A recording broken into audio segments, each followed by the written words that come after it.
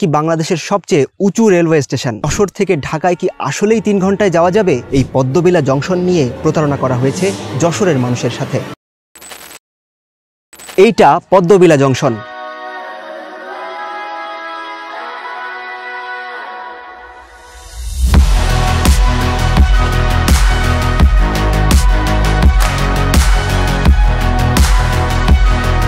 অনেকেই বলছেন এটা নাকি বাংলাদেশের সবচেয়ে উঁচু রেলওয়ে স্টেশন। এই স্টেশন চালু হলে যশোর থেকে ঢাকায় কি আসলেই 3 ঘন্টায় যাওয়া যাবে? আর এই পদ্মবিলা স্টেশন চালু হওয়ার পর এখানকার মানুষ আসলেই কি সুযোগ সুবিধা পাবে? এই সব জানাবো আজকের ভিডিওতে। প্রতি সোমবার সন্ধ্যা 6:30টায় প্রকাশিত হচ্ছে আমার নতুন ভিডিও। ফেসবুকে আমাকে ফলো এবং ইউটিউবে সাবস্ক্রাইব করে রাখতে ভুলবেন না। সেই সাথে আপনাদের লাইক এবং কমেন্ট আমাকে পরবর্তী ভিডিও বানাতে উৎসাহ দেবে। কয়েকদিন আগে একটা ভিডিওতে দেখলাম এটা নাকি বাংলাদেশের সবচেয়ে উঁচু স্টেশন, আর সেই ভিডিও দেখার পর আমার আগ্রহ জন্মালো এই স্টেশনটি ঘুরে দেখার। স্টেশনটি ঘুরে যেটা বুঝলাম তা হলো স্টেশনটি পার্শ্ববর্তী ভূমির তুলনায় বেশ খানিকটা উঁচুতে নির্মাণ করা হয়েছে। তবে এটাই যে বাংলাদেশের সবচেয়ে উঁচু রেলওয়ে স্টেশন তার সপক্ষে কোনো যুক্তি কিংবা প্রমাণ পেলাম না।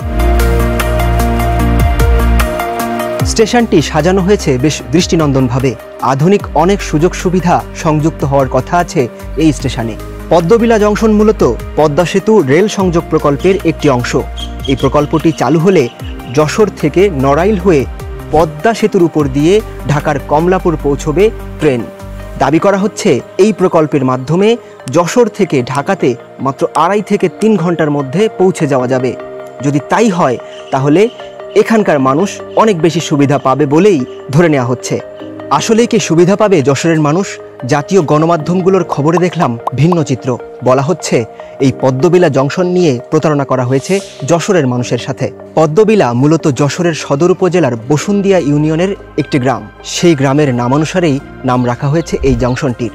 তবে এর প্রকৃত অবস্থান বাঘারপাড়া উপজেলার বাসুয়ারি ইউনিয়নের রাধানগর গ্রামে। যশোরের মূল রেলওয়ে স্টেশন থেকে এই স্টেশনটির দূরত্ব 18 কিলোমিটার।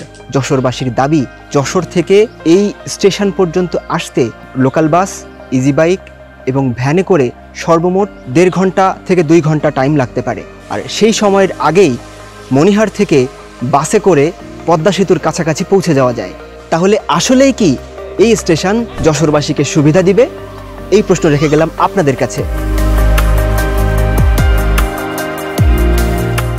যাতায়াত ব্যবস্থাগুলোর মধ্যে ট্রেন অনেকের পছন্দের একটি বাহন। খরচ তুলনামূলক কম আর জার্নির কষ্ট কম বোধ হয়, আর তাই তো ট্রেনকে ভালোবাসেন অনেকেই। অত্যাধুনিক আর সৌন্দর্যে মোড়া এই পদ্মবিলা জংশন থেকে আজকের মতো বিদায় নিচ্ছি। যদি আমাকে ইউটিউবে দেখে থাকেন তাহলে ইউটিউবে সাবস্ক্রাইব এবং ফেসবুকে দেখে থাকলে ফেসবুকে ফলো করে রাখবেন, যাতে পরবর্তী ভিডিও সবার আগে দেখতে পারেন আপনি। ভালো থাকবেন, সুস্থ থাকবেন। দেখা হচ্ছে পরবর্তী ভিডিওতে ইনশাআল্লাহ।